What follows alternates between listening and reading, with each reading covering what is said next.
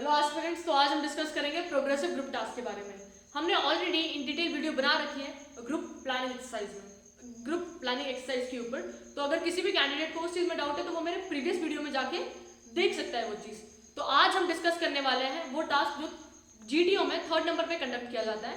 और जो 3rd number पे हमारा टास्क कंडक्ट किया जाता है वो है हमारा प्रोग्रेसिव ग्रुप टास्क। आज इस टेस्ट के बारे में या इस टास्क के बारे में हम इन डिटेल जानकारी ले लेंगे कि यहाँ पे हमें कितना टाइम अलॉटेड होता है, कितने मेंबर्स होते हैं, कितने ऑब्स्टिकल्स हमें पार करने होते हैं और हमारे क्या हेल्पिंग मटेरियल्स होते हैं। ठीक है, तो जैसे टास्क का नाम सबको मालूम है वो है PGT, that is short form है इसका PGT, और अगर फुल फॉर्म जानेंगे तो है प्रोग्रेसिव ग्रुप टास्क। अगर हम यहाँ पे ग्रुप साइज की बात करें, अब जैसे देखो तो तुम्हारा फर्स्ट डे स्क्रीनिंग हो जाता है, उसके बाद तुम्हें ग्रुप्स अलॉट किए जाते हैं। एक ग्रुप में max to max 7 to 8 members होते हैं। तो ग्रुप साइज मतलब कितने मेंबर्स या कितने मेंबर्स लग रहे हैं तुम्हें इस टास्क परफॉर्म करने के लिए। ठीक है, तो जैसे इधर लिखा हुआ है मैंने group size that is full group. तो अगर तुम्हारा जितनों का भी ग्रुप है, जैसे हमारे इसमें 8 मेंबर्स थे, तो हमारे 8 के 8 मेंबर्स इस टास्क में पार्टिसिपेट करेंगे। ठीक है, कुछ टास्क ऐसे होते हैं जिसमें सिर्फ 4 मेंबर्स, अगर 8 मेंबर्स है तो हाफ मेंबर्स पार्टिसिपेट करते हैं। बट यहाँ पे क्या लिखा हुआ है, फुल ग्रुप। देखो प्रोग्रेसिव ग्रुप टास्क को हम फुल ग्रुप टास्क भी बोल सकते हैं, क्योंकि यहाँ पे जो हमारा ग्रुप इन्वॉल्व है ना, वो पूरा ग्रुप इन्वॉल्व होता है। यहाँ पे पूरे ग्रुप को मिलके सॉल्यूशंस बताने होते हैं ऑब्स्टेकल के लिए। अगर हम यहाँ पे एक बात जानेंगे ना, तो यहाँ पे एकदम बेस्ट चीज़ ये है कि हम अब तक हम जो भी टास्क कर रहे थे, चाहे वो साइक हो गया, चाहे वो हमारा ग्रुप डिस्कशन हो गया, या चाहे हमारा वो GP हो गया, हम वो बैठे बैठे कर रहे थे, राइट। अब यहाँ पे हमें काइंड ऑफ आउटडोर एक्टिविटी करनी है, हमें बाहर आना है, हमें हमारे प्रैक्टिकली हमको सोल्यूशंस देने। तब हम पिछली वाली वीडियोस में या पिछले वाले टास्क में क्या कर रहे थे, हम रिटन सोल्यूशंस दे रहे थे, राइट। तो इस टास्क के अंदर एक बात है कि हमें यहाँ पे प्रैक्टिकल सोल्यूशंस, जो भी हमारे दिमाग में सोल्यूशंस आ रहे हैं, हमें उधर ऑन द स्पॉट एग्जीक्यूट करने हैं वो सोल्यूशंस। तो इस टेस्ट का ये एकदम डिफरेंट चीज़ है बाकी टेस्ट से। ठीक है, तो जैसे देखो अभी मैंने बोला जो ग्रुप साइज है that is your full group is involve in this task. ठीक है, अब मेरी बात सुनो, यहाँ पे जो हमें ऑब्स्टेकल्स, जैसे अभी हमें कितने ऑब्स्टेकल्स में पार करना है, तो इन टोटल हमें 4 ऑब्स्टेकल्स पार करने होते हैं। जैसे अगर यहाँ पे हम नाम देखेंगे that is progressive group task. अब इस टास्क का नाम प्रोग्रेसिव क्यों दिया हुआ है? प्रोग्रेसिव इसलिए दिया हुआ है ताकि जो प्रोग्रेसिव इसलिए है कि हमें देखो यहाँ पे टोटल ऑब्स्टेकल्स कितने करने हैं, 4 ऑब्स्टेकल है। जब तुम फर्स्ट ऑब्स्टेकल क्लियर कर लेते हो, उसके बाद आता है तुम्हारा सेकंड ऑब्स्टेकल। तो जो फर्स्ट वाला ऑब्स्टेकल होता है ना, वो एज कम्पेयर टू सेकंड वो आसान होता है, ये वाला जो आसान होता है। फिर जब तुम सेकंड पार करके थर्ड पे जाते हो ना, सेकंड वाला आसान होता है as compare to third one. और जब हम थर्ड को क्लियर करके फोर्थ पे जाते हैं ना, तो जो थर्ड वाला होता है ना, it is easy as compare to your fourth one. तो इससे क्या पता चल रहा है कि तुम्हारी डिफिकल्टी लेवल है वो ईजी टू हार्ड होती जाती है। जो अभी देखो जैसे इधर प्रोग्रेसिव नाम दिया हुआ है ना, तो तुम्हें ये समझ गया होगा कि प्रोग्रेस किस चीज़ का हो रहा है। तुम्हारी जो डिफिकल्टी लेवल है उसका प्रोग्रेस बढ़ रहा है। फर्स्ट इसमें वो आसान है, सेकंड इसमें थोड़ा टफ हो जाएंगे, और लास्ट इसमें तो सबसे टफ हो जाएंगे। ठीक है, तो इसलिए यहाँ पे जो डिफिकल्टी लेवल का है उसका प्रोग्रेस हो रहा है, इसलिए हमने इसका नाम दिया हुआ है प्रोग्रेसिव ग्रुप टास्क। तो जैसे अभी तुम्हें ऑलरेडी क्लियर होगा कि कितने मेंबर्स इन्वॉल्व है, तुम्हारे सारे ग्रुप के मेंबर्स इन्वॉल्व होंगे। ऑब्स्टिकल्स कितने पार करने हैं, 4 ऑब्स्टिकल्स। 4 ऑब्स्टिकल्स ऐसे होंगे जिनकी जो डिफिकल्टी लेवल है वो इंक्रीज होते हुए जाएंगी। ठीक है, उसके बाद अगर हम ये जानेंगे कि कितना टाइम अलॉटेड होता है हमें इस टास्क के लिए, तो time allotted is your 45 minutes. तुम्हें सिर्फ नहीं, बहुत ज़्यादा है 45 मिनट्स। तुम्हें 45 मिनट्स अलॉटेड होंगे ये सारे टास्क को परफॉर्म करने के लिए। ठीक है, और डिफिकल्टी लेवल तो ईजी टू हार्ड। ठीक है, तो इस 45 मिनट्स में you need to solve all this obstacles, चारों के चारों। ऐसे ज़रूरी नहीं है या कंपलसरी नहीं है कि तुम्हें चारों के चारों टास्क परफॉर्म करने होते हैं। ठीक है, अब ये तो हमारा था कि यार टास्क के बारे में जानकारी। अब हम यहाँ पे ये जानेंगे कि हमें जो भी ऑब्स्टेकल सॉल्व कर रहे हैं उसके लिए हमें हेल्पिंग मटेरियल या हमें जो रिसोर्सेज प्रोवाइडेड है वो कौन से हैं। तो मोस्ट ऑफ द केसेस में हमें प्लैंक मिलता है, हमें रोप मिलता है, और हमें बली मिलता है। अगर प्लैंक की बात करेंगे तो तुम सबको मालूम होगा वो ऐसा कुछ होता है। रोप तो तुम सबने देखी है, और बली वो लॉग होता है ना, वुडन लॉग। ठीक है, वुडन लॉग टाइप ऐसा ये बनता है। ठीक है, तो यहाँ पे हेल्पिंग मटेरियल हमें 3 चीजें, ये हमारी क्या है, ये हमारी है हेल्पिंग मटेरियल, ये हमारे हेल्पिंग मटेरियल। अब ये इनको हेल्पिंग मटेरियल क्यों बोला है हमने, इन चीजों को हमने हेल्पिंग मटेरियल क्यों बोला हुआ है, क्योंकि ये जो चीजें है ना, ये हमारा ऑब्स्टेकल पार करने में हेल्प करेंगी। ऑब्स्टेकल को पार करने में ये चीजें हमारी हेल्प करेंगी। ठीक है, तो इसलिए हम इसको हेल्पिंग मटेरियल बोलते हैं या रिसोर्सेज बोलते हैं। ठीक है, अगर हम एक टास्क को देखेंगे या एक ऑब्स्टेकल कैसा होता है, तो देखो जब भी तुम्हें ना ऐसे 4 ऑब्स्टिकल्स गिवन होंगे। 1 जैसे फर्स्ट, ये फर्स्ट ऑब्स्टिकल, ये सेकेंड, ये थर्ड और ये फोर्थ। तो हम इन डिटेल ना जूम करके इस चीज को देख लेंगे, ठीक है, अच्छे से देख लेंगे, ठीक है।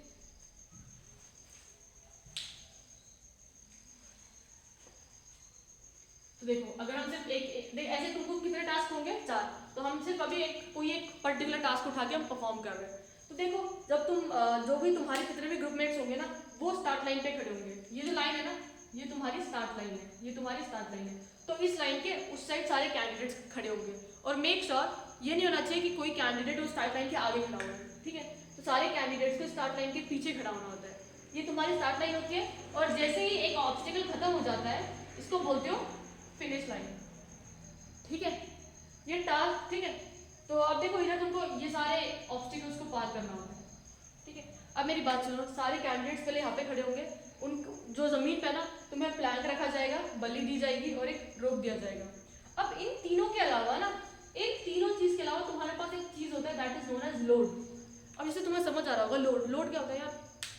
लोड मतलब भारी भरकम कुछ चीज जो तुम्हारे कोई यूज की नहीं है, बस वो तुम्हारे सर पे एक बोझ बन के बैठी हुई है। तो यहाँ पे हमें ना एक लोड दिया जाता है, जितने भी कैंडिडेट्स होते हैं ना, जितने भी ग्रुपमेट्स, उनके पास ना एक लोड दिया जाता है। अब इस लोड का एक काम क्या है, इस लोड को ना हमें लास्ट तक अपने साथ लेके जाना होता है। ऐसा नहीं कि हम सब चले गए 8 के 8 मेंबर्स और बाद में पता चल रहा है कि हमने लोड पीछे रख दिया है। तो जब भी हम कैंडिडेट्स मूव करते हैं, हम जब भी एक टास्क को सॉल्व करते हैं, ऑब्स्टिकल को पार करने की कोशिश करते हैं ना, तो एक मेंबर को इस लोड का ध्यान रखना ही रखना है। क्योंकि ये जो लोड है ना, ये बहुत इंपॉर्टेंट चीज़ है। वो बस ये देखना चाहते हैं कि क्या तुम जो तुमको रिस्पॉन्सिबिलिटी गिवन है तुम वो क्लियर कर पा रहे हो नहीं। जैसे तुम्हें इधर क्या गिवन है कि तुमको लोड को स्टार्टिंग से लेके एंड तक लेके जाना है, राइट। तो वो ये देखेंगे कि क्या तुम उस लोड को कैरी कर पा रहे हो या नहीं, या तुम भूल जा रहे हो वो लोड को पीछे कहीं पे। तो लोड बस ऐसे होता है, वो तुम्हारा बोझ बढ़ाता है, वो बस तुम्हारा बोझ बन जाता है। और मेक श्योर तुम लोड को as a helping material use ना करो। तुम लोड को एक एज अ इंजर्ड पर्सन समझ सकते हो तुम्हारे ग्रुप का। तो तुमको उसको साथ में लेके जाना है, ना कि उसको कोई भी ऑब्स्टिकल को पार करने के लिए उस पर रखा और उस पर चल रहे हो, राइट। तुम इंजर्ड पर्सन को ब्रिज बना के उसके ऊपर चलने तो नहीं वाले ना। तो मेक श्योर लोड भी वैसा ही काम कर रहा है, लोड सिर्फ तुम्हारा बोझ बढ़ा रहा है। तो देखो यहाँ से तुम्हारा टास्क स्टार्ट होता है। तुम्हें ये टास्क को, ये सारे ऑब्स्टिकल्स, जैसे तुम्हें प्लैंक, बल्ली और रोप का यूज करके ये सारे टास्क को क्लियर करना होता है। जैसे तुमने यहाँ पे प्लैंक रख दिया, फिर तुमने यहाँ पे बल्ली रख दिया, ये चढ़ गए, और फिर यहाँ से कुछ एक चीज रख के तुम इससे डाल गए। और फिर जैसे ही सारे कैंडिडेट, जैसे ही सारे ग्रुपमेट्स, तुम्हारे यहाँ पे कितने 8 ग्रुपमेट्स है, जैसे ही वो सारे ग्रुपमेट्स इधर आ जाएंगे ना, जैसे यहाँ पे आ जाएंगे, उसी के बाद तुम सेकंड ऑब्स्टिकल स्टार्ट कर सकते हो। उससे पहले भी पता चला 4 कैंडिडेट्स यहाँ पे, तुम्हारे 4 ग्रुपमेट्स आ गए और उन्होंने सेकंड ऑब्स्टिकल सॉल्व करना स्टार्ट कर दिया। ऐसा नहीं होना चाहिए। जब तक यहाँ से सारे कैंडिडेट्स उठ के यहाँ पे नहीं आते, तब तक तुम सेकंड ऑब्स्टिकल पे मूव ऑन नहीं कर सकते। तो यहाँ पे हमारी स्टार्ट लाइन होती है और यहाँ पे फिनिश लाइन होती है। अब कुछ होशियार कैंडिडेट्स क्या सोचते हैं कि हम अगर यहाँ पे ऑब्स्टिकल है ना, तो हम ऐसे चल के आ जाएंगे, ऐसे चल के आ जाएंगे। ऑब्स्टिकल्स, ये जो जितना चीज है ना, ये इतनी चीज तुम्हें इंपॉर्टेंट है। अगर तुम ये वाली चीज देखोगे ना, ये तुम्हारे लिए आउट ऑफ बाउंड रीजन बुलाते हैं इसको, आउट ऑफ बाउंड। और वैसे ये जो ऊपर जो भी सिर्फ तुम्हारा ऑब्स्टिकल है ना, वही मैटर करता है। और उसके अगर तुम्हारा जमीन भी है ना, तुम्हारा जमीन तुम्हारे लिए आउट ऑफ बाउंड है। कैसा रीजन है? Out of bound. Out of bound मतलब तुम उन एरियाज पे कदम नहीं रख सकते, या तुम देखो यार ऑब्स्टिकल तो इतना है, तुम बोल सकते हो ना यार हम इधर से उधर से चल के चले जाएंगे, बट ये जो जगह है वो तुम्हारे लिए इंफिनिटी है। ये जगह तुम्हारे लिए एग्जिस्ट नहीं करती, ठीक है। वो आउट ऑफ बाउंड एरियाज है, तुम उनका यूटिलाइजेशन नहीं कर सकते। अगर हम बात करें कि यार इस टास्क में हमें क्या याद रखना है, मेक श्योर जब कैंडिडेट्स या तुम्हारे ग्रुपमेट्स सोल्यूशन प्रोवाइड करने की कोशिश कर रहे होंगे ना, तुम एकदम काम रह के तुम बस जो भी तुम्हारे ऑब्स्टिकल्स है ना उसको ऑब्जर्व करो।